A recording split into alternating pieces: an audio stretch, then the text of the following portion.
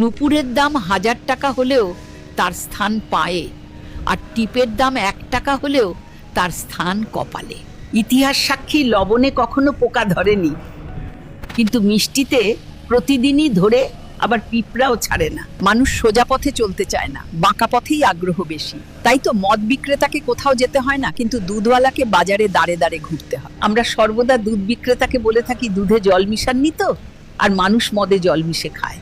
আজ পর্যন্ত মানুষকে একটুকুই চিনলাম। কচু পাতা দেখেছেন নিশ্চয়ই, উপরে সবুজ আর ভেতরে চুলকানিতে ভরা। ঠিক তেমনি কিছু মানুষ আছে, বাইরে থেকে দেখতে ভীষণ সুন্দর, পরিপাটি, কিন্তু ভেতরটা আবর্জনায় ভরা। সাপ দুধ খেয়ে বিষ উগরে দেয়, আর গরু ঘাস খেয়েও দুধ দেয়। সুতরাং দোষটা খাবারের নয়, পার্থক্যটা স্বভাবে। নিজের যোগ্যতা নিয়ে কখনো অহংকার করবেন না।